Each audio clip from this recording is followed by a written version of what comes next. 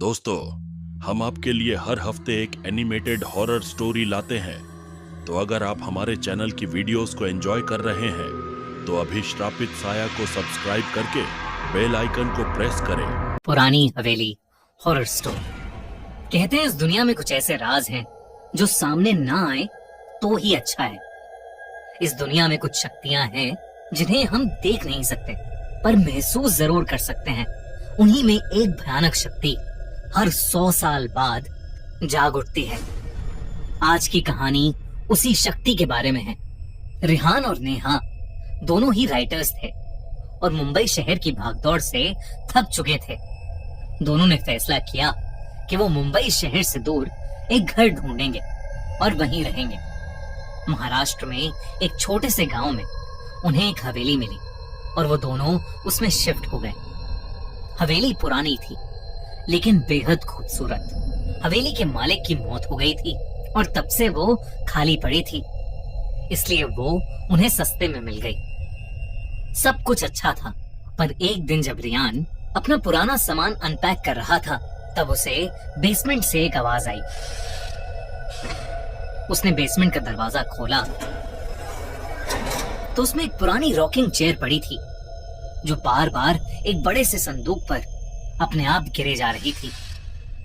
वो संदूक बहुत पुराना था और उस पर जंग लगा ताला भी था। रिहान को ऐसा लग रहा था जैसे उस संदूक के अंदर से कुछ हिल रहा है। रिहान ने उस संदूक पर लगे ताले को तोड़ दिया। जब उसने वो संदूक खोला तो अचानक उसे एक ठंडी हवा महसूस हुई। उसके अंदर लाल कपड़े में लिपटी एक गुड़िया थी जिसके नीचे एक किताब पड़ी थी और उसके कुछ पेजेस फटे हुए थे। उन पेजेस पर लिखा था, त्रिगोरी छूना मत, ये गुड़िया आत्माओं को आकर्षित करती है। पर रियान खुद को रोक नहीं पाया। उसने उस गुड़िया से वो लाल कपड़ा थोड़ा सा हटाया। गुड़िया की आंखें सफेद थीं और शरीर काला। उस गुड़िया में कुछ अजीब सी बात थी, इतनी कि रिहान उस गुड़िया समेत उस संदूक को ऊपर अपने स्टडी रूम में ले गया। लेकिन इस घटना के तुरंत बाद रिहान की जिंदगी पूरी तरह से बदल गई। रिहान को पूरी रात अजीब सी आवाजें आती रहीं, जैसे कोई दर्द में चीख रहा है, उसे बुला रहा है। लेकिन जब जब वो आंख खोलता तो कमरे में उसकी और उसकी वाइफ नेहा के अलावा कोई नहीं होता। एक बार रिहान अपनी स्टडी में बैठा कुछ लिख रहा था कि अचानक ही कमरे की सारी लाइट्स फ्लिकर करने लगी और कुछ ही सेकंड्स में कमरे की सारी लाइट्स और बल्ब एकदम से फट गए। तभी उसे घर के बाहर किसी के जोर से चिल्लाने की आवाज आई। उसने बाहर जाकर देखा तो वहां एक काली बिल्ली बेरहमी से मरी पड़ी थी। उस दिन के बाद से रिहान को हर वक्त ऐसा महसूस होने लगा था कि उनके घर में कोई और भी है। वो बेसमेंट की रॉकिंग चेयर सारा टाइम अपने आप ही हिलती रहती। हर समय रिहान को चीखें सुनाई देती। उसे रात के अंधेरे में घर के अंदर मरे हुए लोगों के चेहरे भी दिखने लगे थे। वो चेहरे बेहद डरावने होते थे, लेकिन पल भर में उसकी आंखों के सामने से गायब हो जाते थे। रिहान को कुछ समझ नहीं आ रहा था, इसलिए उसने ये सारी बातें नेहा को बताई। लेकिन नेहा को उसकी बातों पर विश्वास नहीं हो रहा था। रिहान ने फैसला किया कि वो संदूक से मिली उस किताब को पढ़कर त्रिगोरी से जुड़ा राज जानने की कोशिश करेगा। रिहान सारा टाइम उस गुड़िया और उन पन्नों को पकड़कर उन्हें डिकोड करने में लगा रहता। रिहान इतना पागल हो चुका था कि वो खुद घर के आसपास के लोगों से त्रिगोरी के बारे में पूछने लगा और तब उसे किसी ने एक पंडित के पास भेजा। जब वो उस पंडित से मिला तो उस पंडित ने रिहान को कुछ ऐसा बताया जिसे सुनकर रिहान के रोंगटे खड़े हो गए। उसने बताया कि हर 100 साल में एक अजीब घटना होती है जब चैत्र अमावस्या, चैत्र पूर्णिमा और बैसाखी अमावस्या एक ही महीने में आते हैं और तब एक बहुत ही भयानक काली शक्ति जाग उठती है, त्रिगोरी। ये 3 रातें 100 साल में एक बार जब अप्रैल के महीने में आती हैं तो अपने साथ एक तबाही लाती हैं। 1 अप्रैल चैत्री अमावस्या से लेकर 30 अप्रैल यानी बैसाखी अमावस्या तक अप्रैल शताब्दी का सबसे खतरनाक महीना बन जाता है। और इस पूरे महीने को कहते हैं काल त्रिगोरी। त्रिगोरी अपने साथ एक ऐसा कहर लाता है जो सब कुछ बर्बाद कर सकता है। उस पंडित ने रिहान को बताया कि जिस गांव में रिहान अभी रह रहा है वहां 100 साल पहले एक काला जादू करने वाली औरत ने उसी लाल कपड़े में लिपटी गुड़िया का इस्तेमाल करके काल त्रिगोरी को अपनी नींद से जगाने की कोशिश की थी। और तब एक ही रात में पूरा का पूरा 500 लोगों का गांव मारा गया था और आसपास के सारे गांव में ऐसी बीमारियां फैलने लगी जिसने कई लोगों की जिंदगी बर्बाद कर दी। ये सब सुनकर रिहान ने उसी पंडित से मदद मांगी। उस पंडित ने रिहान को 2 काली बिल्लियां दी और कहा कि वो अगले 2 दिन में उसके घर आएगा और त्रिगोरी को शांत करेगा। रिहान पूरा दिन घर में उस पंडित के बताए शुद्धिकरण के नुस्खे आजमाता रहता और उन काली बिल्लियों को 24 घंटे अपने पास रखता। रिहान नेहा से कहता कि ये काली बिल्लियां उनको घर की प्रेत आत्मा से बचाएंगी। नेहा से अब रिहान का पागलपन बर्दाश्त नहीं हो रहा था। 2 दिन बाद वो पंडित उनकी हवेली में आया। पूजा का सामान देखकर ही रिहान और नेहा की रूह कांपने लगी, क्योंकि उसमें इंसानी खोपड़ी, मरे हुए जानवर और ऐसी ही बेहद अजीब अजीब चीजें थी। लेकिन उस पंडित ने रिहान को हिम्मत रखने को कहा। उसने हाथ में एक लाल कपड़ा लिया और उस लाल कपड़े से उस गुड़िया को निकाल के पूजा स्थान के बीचों बीच रख दिया। पंडित ने देरी न करते हुए पूजा शुरू की और मंत्र आवाहन से काल त्रिगोरी को शांत करने की कोशिश करने लगा। पूजा शुरू करते ही रिहान को बहुत तेज दर्द में किसी की चीखें सुनाई देने लगी।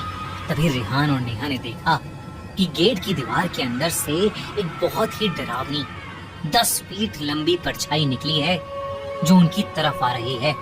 जैसे जैसे वो परछाई उनकी तरफ आ रही थी वैसे वैसे घर की सारी लाइट्स अपने आप फूटती जा रही थी।